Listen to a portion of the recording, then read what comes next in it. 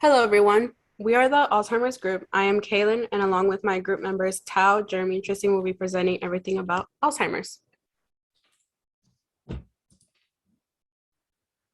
So the questions are, what is it and how does it happen? Alzheimer's is a progressive brain disorder that causes brain deterioration and impaired memory along with cognitive abilities. This occurs within the middle to late stages of life. Most common cause of progressive dementia is in older adults. This happens as the important loss of the protein RBAP48 affects the memory, and the accumulation of the protein tau within the neurons cause the death of brain cells. Here are some biological factors that contribute to the Alzheimer's disease. First, we have the amyloid beta plaques, which are clusters of protein of amyloid beta among the axon terminals. They are cellular proteins that are affiliated with the neurological deteriorations of the brain. At first, these are they are in soluble form in which they accumulate into an insoluble cross beta structure, such as known as the amyloid. Um, Amyloid beta plaques are normal for as a normal characteristics of aging, but if an individual have a significant amount of these plaques, it would lead to the neurodegenerative pathologies such as Alzheimer's disease. It also caused significant damage to the central nervous system as well, with the destructions of the nerve cell synapses, causing both memory and cognition deficits. Similar to that, the tau tangles proteins, they are neurofibrillary tau tangles that are also initially soluble but become insoluble once they are diseased. They also will have detrimental memory and cognition loss due to the neuronal death. Here are some heredity factors, so sorry, of the Alzheimer's disease. We have the amyloid precursor protein, the AP gene, and as well as presenilin 1 and 2 protein gene. They are both the causes for the early onset of Alzheimer's disease.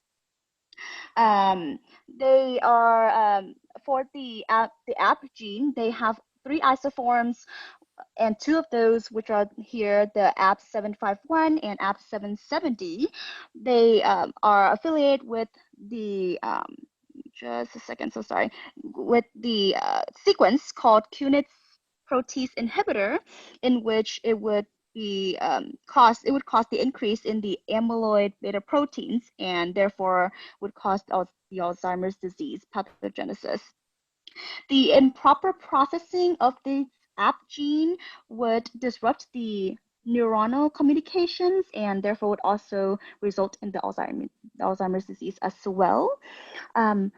Usually, the majority of these coding mutations for this gene would result in the overproduction of the toxic amyloid beta protein compared to the less harmful ones. But in the case of the A673T substitution, it actually reduces the amyloid beta protein production by approximately 40%. And it would help the amyloid beta proteins to be cleaved properly as well, so it's not going to be in the neurotoxic state. The other early onset cause of Alzheimer's are the presenilin 1 and 2 protein genes. The mutations of these genes can lead to the cognitive decline in individuals as early as before 30 years old. It deals with the enzyme that would cleave the amyloid precursor proteins earlier that we mentioned. When these genes are inactive, no amyloid beta proteins are formed, so the normal function of these genes would further allows for the normal functions and a normative amount of the amyloid beta plaques as an individual ages. So the mutations of these genes would lead to a significant productions of these plaques and would result in the Alzheimer's disease pathogenesis. And some mutations, the majority of it is missense mutations where the single amino acid is changed in the presenilin gene. And the last one we have is the apolipoprotein E gene, which are the cause of the late onset Alzheimer's disease. They do have 3 genetic variants, which are the 2, 3, and 4 variants, while researchers have deduced that individuals who carry the ApoE4 variations of the allele are more likely at risk to develop the Alzheimer's disease, whereas those who carry the ApoE2 variants are least likely to develop the Alzheimer's disease, and the 3 is around in between, which is the prevalence. They would have the prevalence of developing the Alzheimer's disease at somewhere between the 2 and the 4 variant. Environmental factors that can come into play for Alzheimer's. One of the main things is sleep deprivation. Change in sleep patterns are very common with people that have Alzheimer's or any other dementias. People that lack in sleep also have more time focusing in the daytime. It kind of shreds their focus. Another common thing for people who are older and have this disability are people who get injuries, like head injuries. Severe head injuries can increase your risk of developing Alzheimer's in your life, especially with people that are over 55. Most of the time it's involved with football players because they get concussions a lot, and a lot of those head traumas can eventually leading up to them having Alzheimer's. Another thing we can talk about too as well is aging.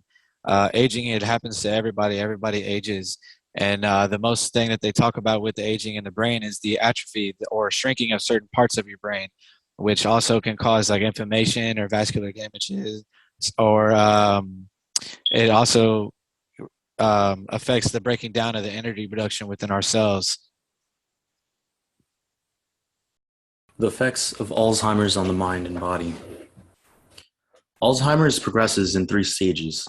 Individual experiences with these stages may vary in length and severity. In the early stage, a person with Alzheimer's can still function independently, doing activities such as driving and working. However, they may start to experience issues recalling words and names, misplacing objects, and difficulty planning and organizing. These symptoms are somewhat mild and may not be obvious signs of Alzheimer's. The middle stage of Alzheimer's is commonly the longest and can last for years. As the disease becomes more severe, the afflicted person will require more care and attention. As the symptoms progress, the person may become increasingly erratic, often getting angry out of frustration. This is due largely in part to their worsening memory. Because of this, the person may start to become withdrawn in social situations. The person may also start to forget things about themselves and become confused, often wandering around and getting lost. The person will also experience trouble with bladder and bowel control. Thus, assistance with daily tasks and activities is required during this stage. The late stage of Alzheimer's is the final and most severe stage of the disease. The person's cognitive and memory skills have significantly deteriorated and will continue to worsen. This causes them to lose the ability to have conversations and even control their own movement.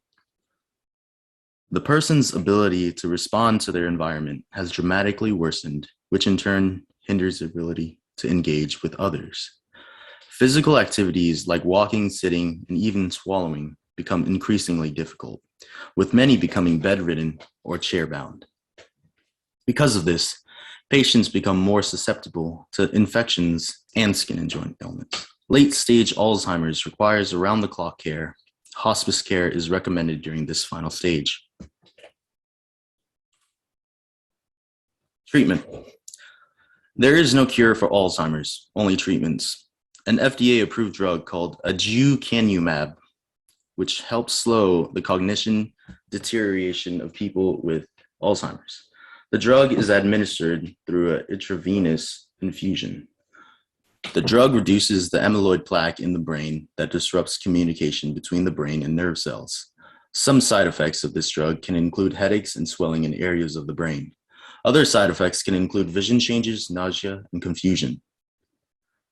Other drugs used to treat symptoms related to memory included glutamine, which prevents the breakdown of acetylcholine, the main neurotransmitter of the parasympathetic nervous system.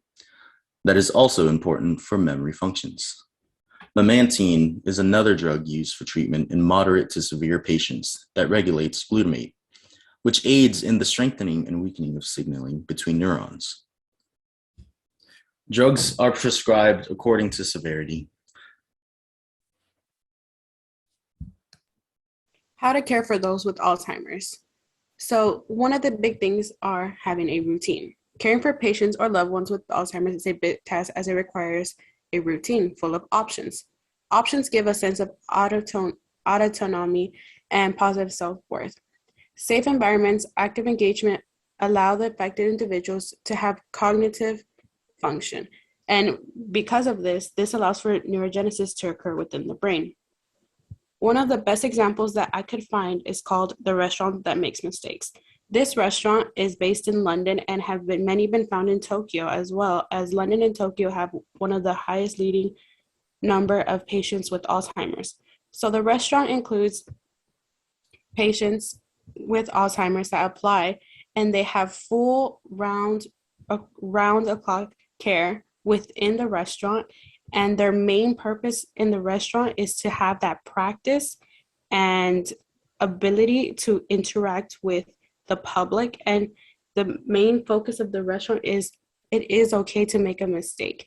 If they get your order wrong, it is okay, as they're working on their positive skills that allow them to be active within the community, as this allows them to not form any type of depression and have any type of isolation within their depression periods. How does it affect those around them? Alzheimer's disease is devastating to the person diagnosed and for those around them. Changes in the patient's needs over time can be overwhelming physically and emotionally for family members. Those around the patient may even experience grief over the loss of the person, as they will eventually no longer be able to engage socially. During the middle to late stage, patients will require more care, which will be more physically taxing for the caregivers. This is because the person with Alzheimer's will require full-time help with routine hygiene care and exercise, which consists of moving the person's body for them to prevent their joints from locking up and improve circulation.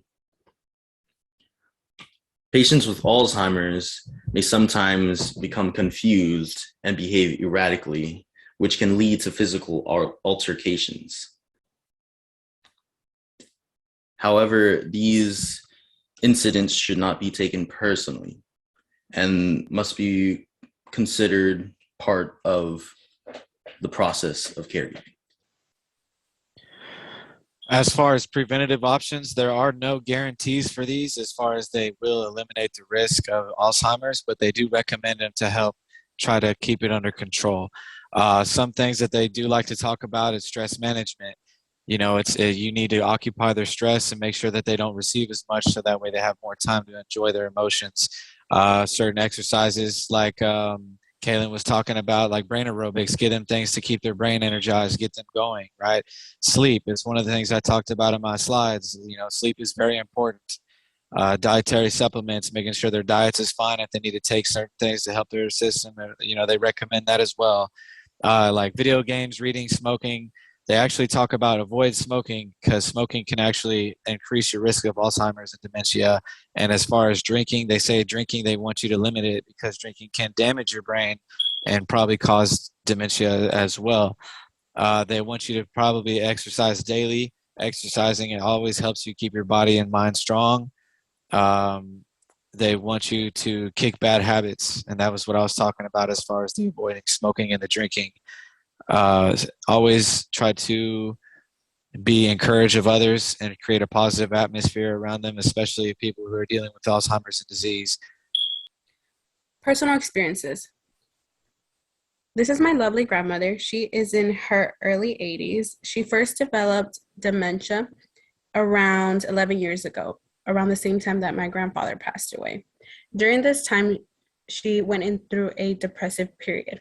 And this depressive period caused her to develop Alzheimer's. And as this increased, she began to slowly deteriorate as her legs became very feeble. She started to lose weight, and she began to experience slight to mid hallucinations of my grandfather calling her. Right now, her Alzheimer's comes in and goes. She goes through periods of depression and as well periods of late thinking. This happens whenever as Tao said, when there's problems with bowel or bladder movements. And currently she is in her mid stage, and we do all types of activities to keep her going throughout the day, such as watching TV, brain aerobics, keeping her busy. Sometimes she doesn't want to, but there's times that we have to do it as it is the best for her. And here is the picture of my grandma, who is also diagnosed with Alzheimer's a few years recently. And she used before she was diagnosed with the disease, she used to go to church every day. Her apartment is very close, like walking distance to the church. So she would be going out to church every day and going to her friend's house. So she really loved walking outside and communicate with other people. So when she was diagnosed with Alzheimer's, she was constantly wanting to be outside and sit outside to have the breeze, but not all the time that we are there to watch her. And so most of the time we don't let her come outside, even to sit by herself in the garage. So having pets in the house, like here at my dog Mimi, having pets in the house would greatly help them with therapy as well. And having other friends like kids and their grandkids to come visit often would help them to not be frustrated to be stuck and trapped in a certain place as like their home. I also have a personal experience as well. My grandfather was diagnosed with Alzheimer's and dementia, and one of the things that we try to do to help him with his experience was bring music to him. We liked to play music for him, and it kind of helped with his attitude a little bit. And when you go and try to interact with people with Alzheimer's and dementia, depending on what stages they are, sometimes they might not know who you are, but they can still show passion as far as joy and talk stories. And that lets you know in their mind that they know somewhat of who you are, but they don't know or any recollection of who you are right then and there. But they just know that your presence makes them happy, and they can start thinking of happy thoughts, and they share happy stories and stuff like that. It is very important to be around them a lot and engage in conversation, even if conversation goes nowhere, it doesn't make any sense. It's always good to just give them positive feedback and let them listen to stuff like music. Thank you for watching.